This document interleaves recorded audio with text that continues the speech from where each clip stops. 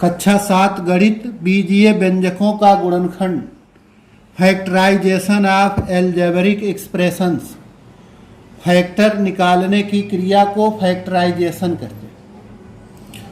तो ये आप पढ़ चुके हैं और इसमें एक प्रकार के बीजीय व्यंजक का गुणनखंड करना सीख भी चुके हैं। देखिए, बीजीय व्यंजक जो मिलेंगे जिनका हमें गुणनखंड करना होता है वो कई प्रकार के, सब आपके कोर्स में, सब आपके पाठ्यक्रम में नहीं है। 3 या 4 प्रकार के बीजीय व्यंजक आपको दिए गए हैं जिनका गुणनखंड करना सीखना है। जैसे एक ये इस प्रकार का बीजीय व्यंजक ax धन ay या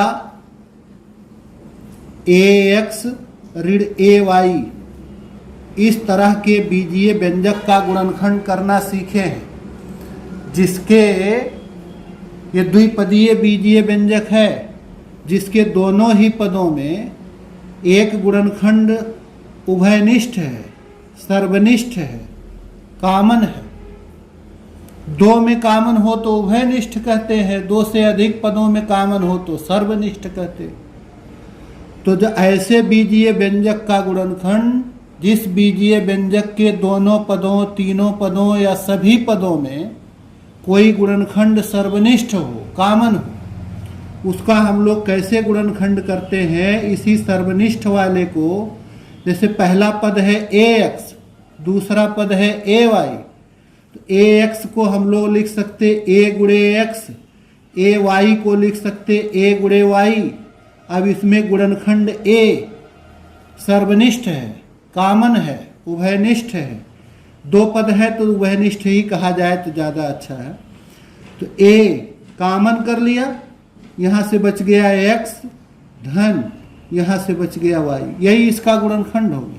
यहाँ भी देखिए a कॉमन है तो a को बाहर कर दिया, x ऋण y। इस पहले प्रकार के बीजीय व्यंजक के गुणनखंड करना आप सीख चुके। अब देखिए दूसरे प्रकार का, ये फर्स्ट टाइप का।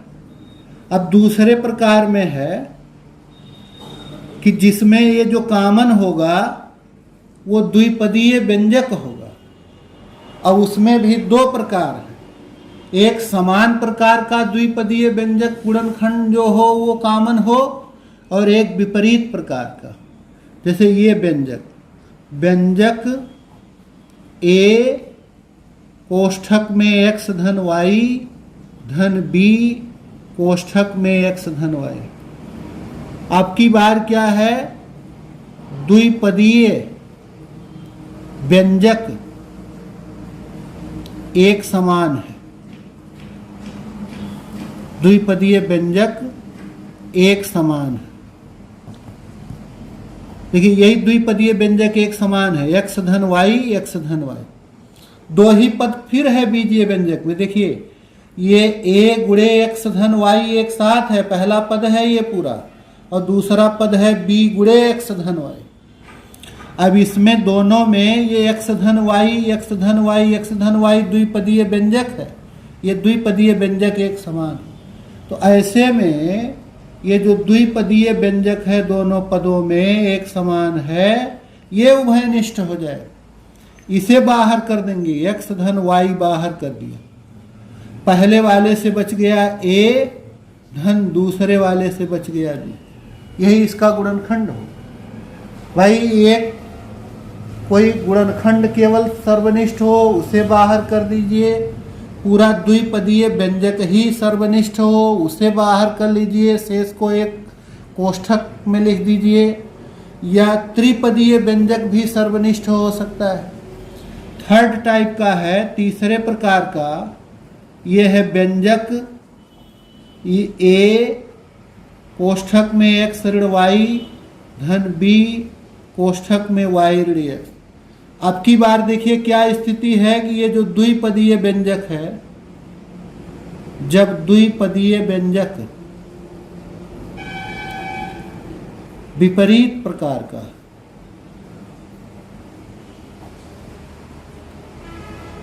एक समान तो है लेकिन विपरीत है। यहां x ऋण y है, ये y ऋण x, दोनों विपरीत है। तो ऐसे बीजीय व्यंजकों में जिनमें पूरा द्विपदीय व्यंजक उभयनिष्ठ हो, ये द्विपदीय व्यंजक सर्वनिष्ठ हो, 3 पद होते उनमें भी होता अगर तो कहते सर्वनिष्ठ है। तो ये एक समान तो है लेकिन विपरीत हैं, इनमें को पहले एक समान बनाना पड़ता है। एक समान बनाने के लिए देखिए इसमें मान लेते हैं हम कि x ऋण y ये p है। तो अब अगर हम इसके सभी पदों में ऋण 1 से गुणा कर दें तो इसमें ऋण 1 से गुणा होगा ऋण 1 गुणे x ऋण 1 गुणे y बराबर ऋण 1 गुणे p। तो ये ऋण 1 गुणे x हो गया ऋण x, ऋण ऋण ये ऋण ऋण का गुणा हो गया धन, 1 गुणे y हो गया धन y बराबर ऋण 1 गुणे p ये हो गया ऋण p। या इस धन वाले को पहले लिख दे तब ऋण वाले को, तो y ऋण x बराबर ऋण p। तो अगर हम लोग x ऋण y को p मानेंगे तो y ऋण x ऋण p हो जाए। अब ये जिसका हमें गुणनखंड करना है ax ऋण y धन b y ऋण x, इसमें जो माने हैं उसका मान रख दे तो a x ऋण y के स्थान पर हो गया p धन b, अब y ऋण x के स्थान पर हो गया ऋण p। तो ये हो गया AP धन और ऋण का गुणा हो जाएगा ऋण, या कहे धन b ऋण p। एक धन है एक ऋण है, धन और ऋण का गुणा ऋण BP। अब देखिए इन दोनों में जो गुणनखंड p है इसको ऐसे भी लिख सकते हैं a गुणे p ऋण b गुणे p। तो इनमें जो गुणनखंड p है ये उभयनिष्ठ है दोनों ही पदों में। तो इसे बाहर कर दे तो यहाँ से बच गया a ऋण b। अब p को जो माने थे x ऋण y वो रख देंगे, p के स्थान पर x ऋण y, ये हो गया a ऋण b। ये इसका जो है गुणनखंड हो गया इस तरह से। तो अगर हम इसको ध्यान से देखें तो ये निष्कर्ष प्राप्त होता है। वैसे आप मान करके कर सकते हैं, इस पहले वाले को p मान लीजिए k मान लीजिए तो दूसरा वाला ऋण p या ऋण k बन जाता है। अन्यथा ये है कि इस पहले वाले के साथ जो द्विपदीय व्यंजक है इसको हम लोग बाहर करते हैं, लेकिन तब दूसरे वाले में ये अगर धन का चिन्ह है तो ऋण में हो जाएगा और ऋण का चिन्ह है तो धन में हो जाएगा। यही निष्कर्ष निकल रहा है। ये कॉमन ले लिया x ऋण y, ये हो गया a। अब लेकिन ये धन था तो बदल करके हो गया ऋण b। ये संक्षिप्त तरीका है कि जिसमें ये दूसरा वाला द्विपदीय व्यंजक जो है ये उभयनिष्ठ तो हो लेकिन विपरीत तरह का हो, तो उसमें हम लोग उसे उभयनिष्ठ लेने के बाद दूसरे पद के चिन्ह को परिवर्तित कर देते हैं। धनात्मक है तो ऋणात्मक कर देते हैं, ऋणात्मक है तो धनात्मक कर देते हैं। ऐसे लिखा हुआ हो C y ऋण z ऋण d z ऋण y। यही जो y ऋण z है इसे हम लोग उभयनिष्ठ के रूप में बाहर कर लेंगे, लेकिन जब दूसरे कोष्ठक में शेष बचे हुए को लिखेंगे तो यहाँ से होगा C, लेकिन अब यहाँ से ये ऋण d ना होकर के धन d हो जाएगा। ये संक्षिप्त तरीका है। तो ये दूसरे प्रकार का है बीजीय व्यंजक। और इसी प्रकार तीसरे प्रकार का बीजीय, हाँ 3 प्रकार के हो गए। चौथे प्रकार का बीजीय व्यंजक जिसको हम लोग समूह बना के गुणनखंड करते हैं, समूह बनाकर गुणनखंड। समूह बनाकर गुणनखंड को देखिए इसको कैसे करते हैं। जैसे ये लिखा है a x घात 2 धन b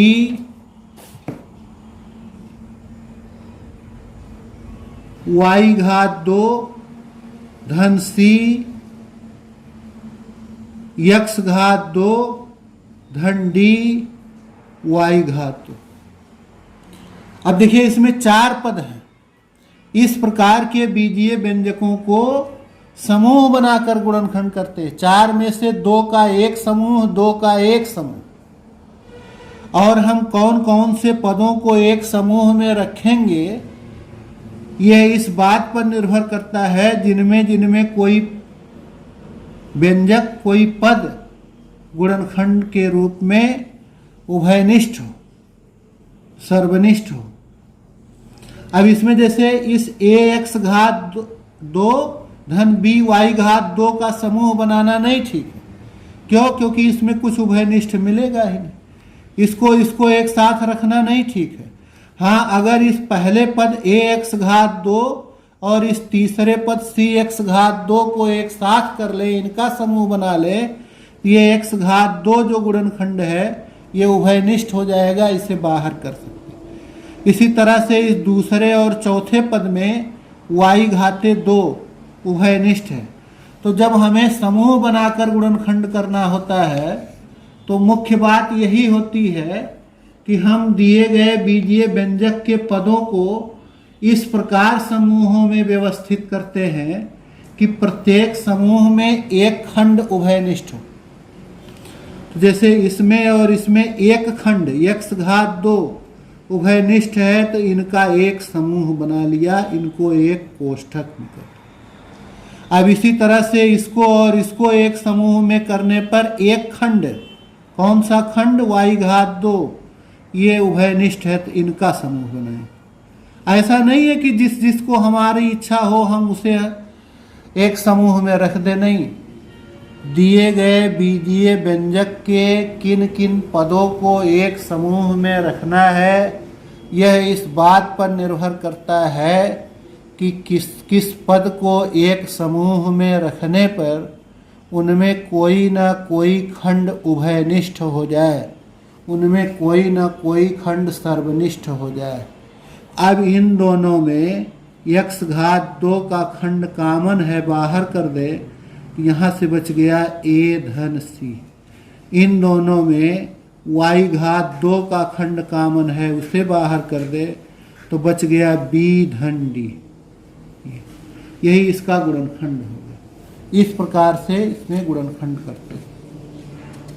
ये हो गया चौथे प्रकार का समूह बनाकर गुणनखंड। जैसे एक उदाहरण ले लेते हैं, x घात 2 धन ab धन bx धन ax। अब देखिए, इस पहले और दूसरे को एक समूह में रखा जाए तो कोई लाभ नहीं है, इनमें कोई भी खंड उभयनिष्ठ नहीं है। दूसरे और तीसरे को एक साथ रखने पर b उभयनिष्ठ हो जाएगा, तीसरे और चौथे को एक साथ रखने पर x उभयनिष्ठ हो जाएगा। तो इस प्रकार इसमें हम किसे कर दें, इस x घात 2 के साथ किसी x वाले पद को एक साथ कर ले तो उसमें कुछ न कुछ खंड उभयनिष्ठ हो जाएगा। तो जैसे इसके साथ कर ले, x घात 2 के साथ इस तीसरे वाले x घात 2 धन bx, फिर इसे और इसे एक साथ कर दें ab धन ax। अब इस x घात 2, आप जानते हैं x घात 2 को लिख सकते हैं x गुणे x। तो जब इसे x गुणे x लिख देंगे तो x जो होगा एक खंड, ये उभयनिष्ठ हो जाएगा, बाहर आ जाएगा, यहाँ से एक x बच जाएगा धन b।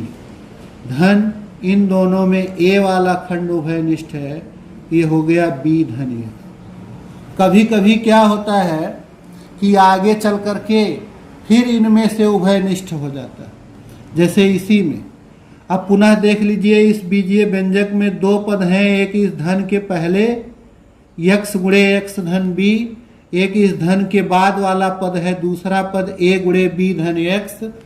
तो इसमें ये द्विपदीय व्यंजक x धन b या b धन x एक ही बात है। तो x धन b ये उभयनिष्ठ है, इसे बाहर कर देंगे x धन b। अब यहाँ से बच गया, एक बचे हुए को एक दूसरे कोष्ठक में लिखते हैं, तो एक कोष्ठक बनाया, यहाँ से बच गया x, ये तो उभयनिष्ठ हो ही गया धन, यहाँ से मिल गया a। ये इसका गुणनखंड। तो इस प्रकार पहले समूह बनाकर गुणनखंड करने में कोई एक खंड उभयनिष्ठ होता है, लेकिन देखते हैं किसी किसी में ये फिर से हमें उभयनिष्ठ मिल जाता है। तो जब तक उभयनिष्ठ मिलता रहे तब तक हम लोग ये क्रिया करते रहते हैं। तो इस प्रकार 4 प्रकार के बीजीय व्यंजकों के गुणनखंड आपको सीखना है और इन्हीं के आधार पर अभ्यास 9A, 9B, 9C है। तो अब हम लोग अगले वीडियो में अभ्यास 9A के प्रश्नों को करें।